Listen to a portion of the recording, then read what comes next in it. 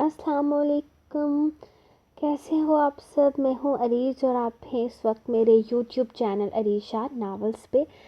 آج میری نیت میں ایسا فطور آیا تھا نا، ایسا آیا تھا، میں نے کہا نہیں یار آج تو میں چھٹی ماروں گی، میں نے ایپیسوڈ نہیں دینی۔ تو اور بتاؤں، آج اور بھی بہت کچھ ہوا ہے۔ صبح ہمارے جو ٹیچر ہیں نا وہ ہمیشہ لکھواتے ہیں۔ آج ہم نے ان سے بولا سر آج لکھواؤ مت، آج سن لو، تو انہوں نے بولا ہاں ٹھیک ہے آج میں سن لیتا ہوں۔ کہ اتنی خوشی۔ اس کے بعد میں گھر آئی نا تو میں نے مما کو بولا مما آج میں آٹا نہیں گوندوں گی، وہ میرا کام ہے۔ تو مما نے بولا چل ٹھیک ہے آج چھٹی مار لیں۔ میں کہا یہ کیا ہو رہا ہے یار، آج تو ہر جگہ سے یس یس مل رہا ہے۔ پھر میں جب آلسی ہوتی ہوں تو میں ایک ہی دفعہ ہو جاتی ہوں۔ میں نے کہا آج میں ریڈرز کو بولوں گی کہ میں ایپیسوڈ نہیں دوں گی۔ میں نے لگائی پوسٹ، میرا دل بے ایمان ہوا پڑا ہے، لیکن میرے ریڈرز نے کہا دل کو سنبھالو اور لکھو ایپیسوڈ۔ مطلب یہ تو غلط ہے نا، یہ تو میرے ساتھ جول ہو گیا، یہ غلط ہو گیا میرے ساتھ۔ سارے لوگ میری بات مان رہے تھے، آپ لوگوں کو بھی ماننی تھی نا۔ یہ آپ لوگوں نے غلط کیا، آپ لوگوں کو ایسا بنتا ہی نہیں تھا کرنا، بہت غلط بات ہے۔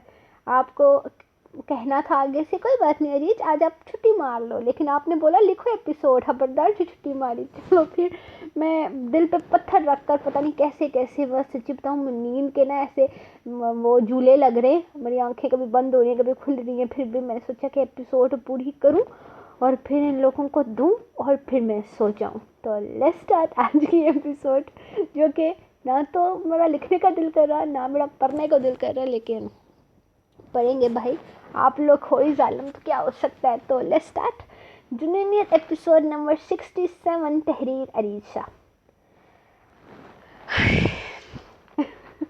آدھی رات کو نہ جانے کیوں اچانک اس کی آنکھ کھل گئی تھی۔ اس نے آگے پیچھے تو ہر طرف دیکھا تو ہر طرف اندھیرا ہی اندھیرا تھا۔ بس لائٹ بلب کی روشنی میں اس نے یہ شام کو دوسری طرف کروٹ لیے دیکھا۔ اسے یہاں اب 20 سے 25 دن ہونے کو آئے تھے۔ اب تک رات کے اندھیرے میں پہلی بار اس کی آنکھ کھلی تھی۔ اس نے یہ شام کو ہمیشہ اپنے قریب دیکھا تھا، ایسے میں اس کا اتنا دور فاصلہ بنا کر کروٹ لے کر سونا اسے بالکل اچھا نہ لگا تھا۔ وہ اگلے ہی لمحے اٹھ کر بیٹھ گئی اور پھر اس کے پاس آئی۔ وہ گہری نیند میں تھا۔ آہستہ سے اس کے اوپر سے نکل کر وہ اس کی دوسری سائیڈ آ گئی تھی اور اس کا کمبل خود پر ڈالتے ہوئے خود اس کے سینے میں چھپ کر آنکھیں بند کر گئی۔ اور وہ جو تھوڑی دیر پہلے ہی لیپ ٹاپ آف کر کے سونے کے لیے لیٹا تھا، اس کی حرکت پر بے ساختہ اس کے لبوں پر مسکراہٹ آ گئی۔ اس کی گرم سانسوں کا لمس اپنے سینے پر محسوس کر کے اس نے اگلے ہی لمحے بڑی محبت سے اسے خود میں قید کر لیا تھا۔ واہ کیا بات ہے، پہلے اس کمرے میں بلا کر آدھی رات کو ملاقات کرنا اور بعد میں جب اس کا رشتہ آیا تو بڑے ہی مزے سے انکار کر دیا۔ ارے میں پوچھتی ہوں کتنے لائن میں لگا کر رکھے ہیں اس لڑکی نے، اس کے لیے انکار کر دیا تو کوئی اور آ جائے گا۔ ویسے میں تو مان گئی سومی، اس لڑکی کو شکل سے تو بڑی معصوم لگتی ہے، اندر سے کیا نکلی یہ؟ ریدم کو بس ابھی ہی پتہ چلا تھا کہ شاہ خاندان کے لوگ یہاں رشتے کے لیے آئے ہوئے ہیں، اور وہ بھی ریدم کے لیے۔ تمہیں اتنا یقین کیسے ہے کہ جو لڑکا آدھی رات کو اس سے ملنے کے لیے یہاں آیا تھا وہی ہے جس کا رشتہ آیا تھا؟ ممکن تھا کہ وہ کوئی اور ہوتا، اور تمہیں اس کے رشتے میں اتنا زیادہ انٹرسٹ کیوں ہے؟ یار ہمارا کوئی لینا دینا نہیں ہے ان سب چیزوں سے، ان میں پڑنے کی ضرورت نہیں ہے، دادا جان خود دیکھ لیں گے کہ کیا کرنا ہے اور کیا نہیں۔ ارے سومی دادا جان کیا دیکھیں گے، وہ تو اس لڑکی کی خاطر برسوں کی دشمنی تک ختم کرنے کو تیار ہو گئے۔ ان لوگوں کو یہاں مہمانوں کی طرح عزت دی گئی ہے، اتنے پیار سے انہیں بٹھایا گیا ہے، یہاں تک کہ سالوں پہلے جو ہماری حویلی میں ہوا تھا سب کچھ بھلا کر دادا جان نے اس لڑکی کی خاطر انہیں اس گھر کے اندر تک آنے دیا، صرف اس لڑکی کی خوشی کی خاطر۔ وہ ان لوگوں کو معاف کر دینے کے لیے تیار ہو گئے اور اس لڑکی نے دادا جان کی اتنی بڑی قربانی کو مد نظر نہیں رکھا اور ان لوگوں کو انکار کر کے گھر سے باہر کر دیا۔ ویسے ماننا پڑے گا، جو ہمارے خاندانوں میں اتنے سالوں سے کبھی نہیں ہوا، وہ اس لڑکی کی خاطر وہ بھی ہو گیا۔ اس خاندان کے لوگ ہمارے دروازے تک آ گئے۔ آہستہ بولو دیدم، یہ نہ ہو کہ باہر کوئی سن لے اور پھر ہمارے گلے پڑ جائیں یہ ساری باتیں۔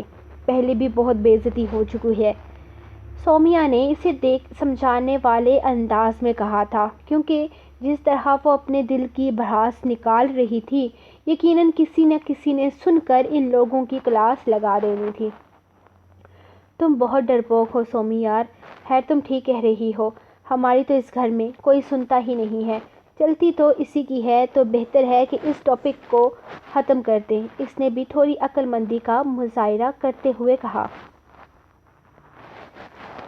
ہم گاڑی سے کیوں جا رہے ہیں؟ آپ نے تو کہا تھا کہ آج ہماری فلائٹ ہے۔ وہ ایئرپورٹ کی طرف جانے کے بجائے کہیں اور جانے لگا تو وہ پریشانی سے پوچھنے لگی۔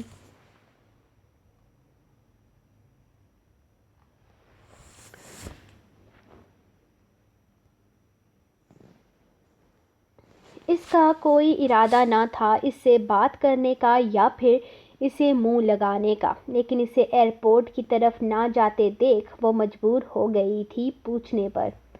ہماری فلائٹ مس ہو چکی ہے۔ اگر آپ کو یاد ہو تو ہماری فلائٹ تقریباً 12:30 بجے کے قریب تھی، 3 بجے نہیں، اس نے بڑے ہی رکھائی سے جواب دیا تھا، جبکہ اس کے سڑے ہوئے جواب پر دیشم نے مزید کوئی سوال نہ کیا، جبکہ خداش اس کی طرف سے سوری کا منتظر تھا۔ اسے لگا تھا کہ اسے احساس ہو جائے گا کہ اس نے اسے کتنی بڑی پریشانی میں مبتلا کیا ہے اور وہ خود ہی معذرت کر لے گی، لیکن ایسا کچھ بھی نہیں ہوا تھا۔ مجھے بھوک لگی ہے۔ سفر بالکل خاموشی سے گزر رہا تھا جب اچانک اس نے کہا۔ اندھیرا بہت تیزی سے پھیلا تھا، رات کے 8:30 بج رہے تھے۔ وہ مسلسل خاموشی سے گاڑی چلا رہا تھا۔ ایک دفعہ بھی اس نے اس سے نہیں پوچھا تھا کہ اس نے دن میں کچھ کھایا ہے یا نہیں، اور ایسی ہی کوئی غلطی دیشم نے بھی نہیں کی تھی۔ دیکھتا ہوں آگے کوئی ہوٹل وغیرہ ہوا آتا ہے تو میں گاڑی روکتا ہوں، بس اتنا جواب دے کر وہ پھر سے اپنے کام میں مصروف ہو گیا۔ اب بھی کتنا اور سفر رہتا ہے، ایک تو بھوک اور پھر اتنے لمبے سفر میں اس نے اچھا خاصا بیزار کر دیا تھا۔ بہت دور ہے ابھی، کوئی ہوٹل ڈھونڈتا ہوں، تم کھانا کھا لو پھر سو جانا، صبح تک ہم انشاءاللہ پہنچ جائیں گے۔ کیا صبح تک؟ آپ کیا ساری رات ڈرائیو کریں گے؟ اس بار اسے سچ میں جھٹکا لگا تھا۔ ہاں شاید ساری رات ہی کرنی پڑے گی، ابھی تقریباً 6 سے 7 گھنٹے کا فاصلہ ہے اور راستہ خطرناک ہے، کہیں رکنے کی غلطی نہیں کر سکتے۔ وہ سامنے دیکھتے ہوئے جواب دے رہا تھا۔ آپ ساری رات ڈرائیونگ کیسے کریں گے؟ یہ تو بہت مشکل ہو جائے گا آپ کے لیے۔ اسے ایک چھوٹے سے ڈھابے کے سامنے گاڑی روکتے دیکھ وہ پوچھنے لگی۔ نہیں، میرے لیے ہرگز مشکل نہیں ہوگا۔ میرے لیے مشکل وہ وقت تھا جو میں نے تمہیں ڈھونڈتے ہوئے گزارا، جو میں نے یہ سوچ کر گزارا کہ نہ جانے تم کہاں چلی گئی، نہ جانے تم کہاں کھو گئی، کہیں پھنس گئی۔ ان 3-4 گھنٹوں میں نہ جانے میرے دماغ میں کتنے خیال آئے۔ ان چند لمحوں کے سکون کے لیے تم نے مجھے کتنی اذیت دی ہے، اگر تم اندازہ لگا لو نا دیشم خداش کاظمی، تو میری نظروں کے سامنے سے ہٹتے ہوئے بھی 1000 بار سوچو۔ کھانا گاڑی میں کھاؤ گی یا باہر چل کر؟ وہ اپنی بات ختم کرتا اس سے سوال کرنے لگا۔ یہیں لے آئیں، اس نے بہت کم آواز میں جواب دیا تھا، جبکہ خداش گاڑی سے نکل چکا تھا۔ اسے عجیب سا محسوس ہونے لگا تھا۔ اسے بتائے بنا کمرے سے نہیں نکلنا چاہیے تھا۔ وہ انجان جگہ تھی اور وہ جانتی تک نہیں تھی کہ وہ کدھر جا رہی ہے۔ وہ کبھی اپنی غلطی قبول نہیں کرتی تھی، لیکن یہاں آ کر اسے احساس ہوا تھا کہ وہ غلط ہے۔ باہر کھڑا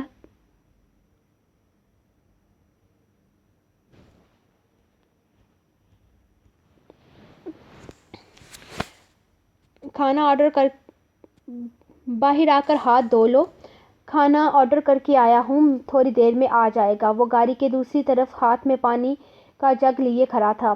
وہ خاموشی سے گاڑی سے نکلتی ہاتھ دھونے لگی جبکہ وہ اس کی مدد کرنے لگا تھا۔ ہاتھ دھونے کے بعد وہ خاموشی سے واپس گاڑی کے اندر بیٹھی تو تھوڑی ہی دیر میں کھانا آ گیا، جو کہ وہ صرف دیکھنے میں ہی نہیں بلکہ کھانے میں بھی بہت مزیدار تھا، یا شاید ان لوگوں نے صبح سے کچھ کھایا نہیں تھا اسی لیے وہ انہیں بہت زیادہ اچھا لگ رہا تھا۔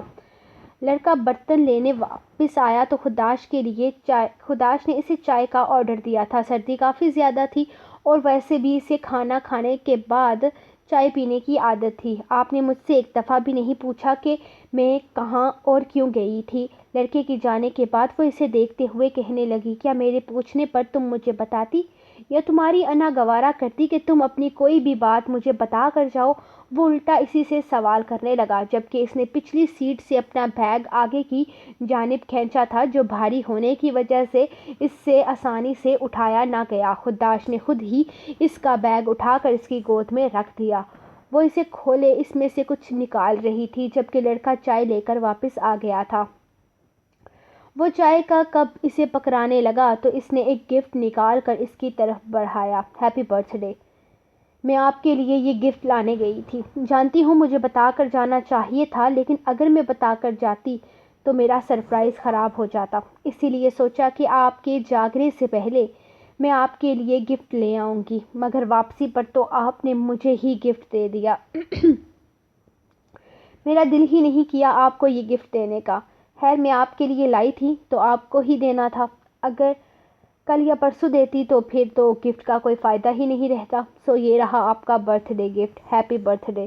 وہ گفٹ دیتے ہوئے اسے جتانا نہیں بھولی تھی۔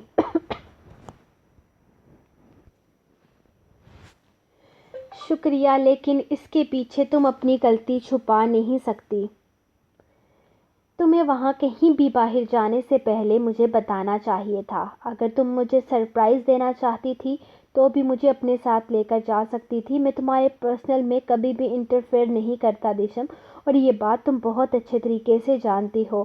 اور وہ اپنی بات پر پیچھے نہ ہٹا جبکہ دیشم دوسری طرف دیکھتی چائے پینے لگی۔ Okay fine, I'm sorry, مجھے تم پر ہاتھ نہیں اٹھانا چاہیے تھا اور نہ ہی اتنی سختی سے بات کرنی چاہیے تھی۔ آخر اس نے وہ الفاظ کہہ ہی دیے جو دیشم سننا چاہتی تھی۔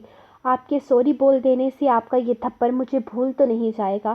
وہ ابھی تک گاڑی سے باہر دیکھ رہی تھی جب خداش نے کچھ بولنا چاہا۔ بیوی ناراضگی بعد میں دکھانا، پہلے اس بچے کا کپ اس معصوم کے حوالے کر دو۔ وہ آنکھوں میں گہری شرارت لیے اسے مسکراتے ہوئے بولا تھا جبکہ اس کی بات پر اس نے فوراً مڑ کر بچے کی طرف دیکھا اور کپ اس کے حوالے کر دیا۔ بھیا، بھابھی ناراض ہے کیا آپ اس سے؟ بچے نے سوالیہ انداز میں پوچھا تو خداش نے ہاں میں سر ہلایا۔ تو رومانٹک گانا لگا کر منا لو نا، بچے نے آئیڈیا دیا تھا۔ اچھا، رومانٹک گانا لگانے سے کیا مان جائے گی تمہاری بھابھی؟ وہ اس کی طرف دیکھتے ہوئے بولا تھا۔ شاید وہ اس سے متاثر ہوا تھا جو اس عمر میں اسے آئیڈیا دے رہا تھا۔ ہاں، رومانٹک گانے گانے سے مان جاتی ہے، فلموں میں تو ایسا ہی ہوتا ہے، آپ بھی ٹرائی کر لو، ہو سکتا ہے آپ کا کام بن جائے۔ وہ کپ لے کر واپس جا چکا تھا جبکہ خداش نے ایک نظر اس کی طرف دیکھا جو اب تک ناراضگی کا اظہار کر رہی تھی۔ پیش خدمت ہے گانا۔ تمہیں دیکھ کر ہی یہ سانسیں چلیں گی، تمہارے بنا اب نہ یہ آنکھیں کھلیں گی، میری بے قراری تم کیوں نہیں مانتے۔ گاڑی سٹارٹ ہوتے ہی سلو میوزک بھی شروع ہو چکا تھا۔ دیشم کو ہرگز امید نہ تھی کہ وہ اس کا سب سے فیورٹ سانگ لگائے گا۔ ہمیں تم سے پیار کتنا یہ ہم نہیں جانتے، مگر جی نہیں سکتے تمہارے بنا ہم۔ الفاظ تھے یا کوئی جادو؟ خداش کو لگا جیسے گلوکار اس کے دل کا حال بیان کر رہا ہو۔ اس کے چہرے پر گہری مسکراہٹ آ چکی تھی۔ تمہیں کوئی اور دیکھے تو جلتا ہے دل، بڑی مشکلوں سے پھر سنبھلتا ہے دل، کیا کیا جتن کرتے ہیں تمہیں کیا پتا، یہ دل بے قرار کتنا یہ ہم نہیں جانتے، مگر جی نہیں سکتے تمہارے بنا ہم۔ گاڑی کی سیٹ سے سر لگائے وہ اس خوبصورت گانے کو محسوس کر رہی تھی۔ ایک وقت تھا کہ جب جب وہ یہ گانا سنتی تھی اس کے دماغ میں اپنے ہونے والے ہمسفر کا خیال آتا تھا۔ اس وقت اس نے کبھی نہیں سوچا تھا کہ خداش کاظمی اس کی زندگی کا حصہ بنے گا۔ سنو غم جدائی کا اٹھاتے ہیں لوگ، جانے زندگی کیسے بتاتے ہیں لوگ، دن بھی یہاں تو لگے برس کے سما، ہمیں انتظار کتنا یہ ہم نہیں جانتے، مگر جی نہیں سکتے تمہارے بنا ہم۔ گانا ختم ہوتے ہی خاموشی چھا گئی تھی۔ خداش کو لگا جیسے وہ کسی اور دنیا سے واپس لوٹ آیا ہو۔ دیشم نے بھی اچانک آنکھیں کھول کر اس کی جانب دیکھا تھا۔ لگتا ہے تمہاری آنکھ لگ گئی تھی، وہ اس کی طرف دیکھتے ہوئے کہنے لگا۔ اس کی آنکھ میں سرخی تھی۔ شاید اسے لگا کہ وہ سو رہی ہے، لیکن وہ سوئی تو نہیں تھی۔ ہاں وہ سوئی نہیں تھی، وہ تو کب سے یہ سوچ رہی تھی کہ زندگی کتنی عجیب ہے، کبھی کبھی وہ دے دیتی ہے جس کی ہمیں ضرورت ہی نہیں ہوتی، اور کبھی کبھی ہزار چاہنے کے باوجود بھی وہ نہیں ملتا جس کے لیے ہم ترستے ہیں۔ جاگ رہی ہوں، فکر مت کریں، آپ کے برتھ ڈے پر آپ کو اکیلا چھوڑ کر نہیں جاؤں گی، اس نے مسکراتے ہوئے کہا، جبکہ اس کی مسکراہٹ پر خداش نے سکون کا سانس لیا تھا۔ اس کا مطلب تھا کہ وہ اب اس سے ناراض نہیں ہے۔ نہیں بابا جان، میں واپس نہیں آ رہا، میں بہت خوش ہوں اور الحمدللہ میرا بچہ بھی ہے، اور میں اپنی بیوی اور بچے کو چھوڑ کر واپس آنے کے بارے میں سوچ بھی نہیں سکتا۔ تم ہمارے ساتھ اس طرح سے بات نہیں کر سکتے احمد، ہم کہتے ہیں کہ چھوڑو اس انگریزن کو وہیں پر اور گھر واپس آؤ۔ ہم نے سوچا تھا کہ ہم اس لڑکی کو قبول کر لیں گے، لیکن ہم جانتے ہی نہیں تھے کہ وہ ہمارے مذہب میں ہی نہیں ہے۔ بابا جان، آپ کو کیوں سمجھ میں نہیں آ رہا کہ وہ اسلام قبول کر چکی ہے، وہ میرے دین میں شامل ہے۔ خدا کے لیے بار بار ایسے الٹے سیدھے ناموں سے مت بلائیں۔ آپ کے لیے نہ صحیح لیکن میرے لیے وہ قابل احترام ہے، وہ میرے بچے کی ماں ہے، میں اس کے خلاف کچھ نہیں سن سکتا۔ گستاخ، اس لڑکی کی خاطر تم اپنے باپ سے زبان لڑا رہے ہو۔ اگر تم نے اب واپس آنے سے انکار کیا تو ہم تمہیں جائیداد سے آگ کر دیں گے۔ شوق سے کیجیے بابا جان، اتنا کم ظرف نہیں ہوں کہ جائیداد کی خاطر اپنی بیوی اور بچے کو چھوڑ دوں گا، اور وہ نہ جانے کتنے لوگوں سے لڑ کر یہاں میرے لیے آئی ہے، اور آپ چاہتے ہیں کہ میں اس کا ساتھ چھوڑ دوں؟ ہرگز نہیں، میں تا قیامت اس کے ساتھ رہوں گا، جب تک زندگی نے ساتھ دیا۔ احمد کاظمی کا نام کنیز فاطمہ کے ساتھ جڑا رہے گا۔ آپ اپنی انا اور ضد کی وجہ سے ساگر کو تو کھو چکے ہیں، خدا کے لیے اب یہ ضد چھوڑ دیں، کچھ حاصل نہیں ہوگا آپ کو ان سب چیزوں سے سوائے نقصان کے۔ وہ کہہ کر فون بند کر چکا تھا، جبکہ بابا جان کتنی دیر اس کے لفظوں پر غور کرتے رہے۔ ان کا بیٹا ان کی ضد اور انا کی وجہ سے ان سے دور ہوا تھا، کیا ساگر کی موت کی اصل وجہ وہ خود تھے؟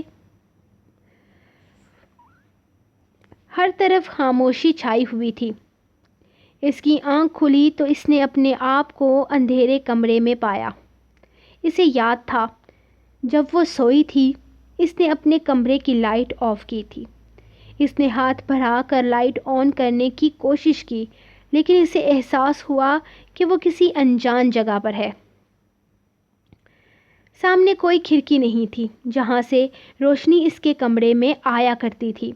پیاس کی شدت سے اس کا گلا خشک ہو رہا تھا۔ اس نے بیڈ پر پڑا اپنا موبائل تلاش کرنے کی کوشش کی جو اسے نہ ملا۔ اسے سمجھنے میں زیادہ وقت نہیں لگا تھا کہ اس کے ساتھ کچھ غلط ہوا ہے۔ اس نے آگے پیچھے ہاتھ لگاتے اپنا دوپٹہ تلاش کرنے کی کوشش کی جب اچانک کمرے میں لائٹ آن ہو گئی۔ چمچماتی روشنی سے آنکھیں بچانے کی خاطر اس نے آنکھوں پہ ہاتھ رکھا تھا، جب اسے محسوس ہوا کوئی چلتا ہوا اس کے پاس آیا اور کرسی سامنے رکھتے بڑی شان بے نیازی سے اس کے سامنے بیٹھ گیا۔ تم؟ وہ حیرانگی سے سامنے بیٹھے شخص کو دیکھ رہی تھی۔ ہاں ڈارلنگ، میں تمہارا ہونے والا شوہر، بدکردار، گرا ہوا گھٹیا انسان ہوں نا؟ میں تو سوچا کیوں نہ میں تمہیں بتا دوں کہ میں کتنا گھٹیا اور گرا ہوا انسان ہوں۔ ابھی تک تم نے مجھے جانا ہی کتنا ہے جو میرے بارے میں یہ سب کچھ سوچ لیا۔ ابھی تو خود میں بتاؤں گا کہ میں کیا ہوں۔ کیا بکواس کر رہے ہو تم شاہزم؟ کیا تم میرے ساتھ کوئی مذاق کر رہے ہو؟ دیکھو اگر یہ کوئی مذاق ہے نا تو بہت گھٹیا اور بےہودہ مذاق ہے.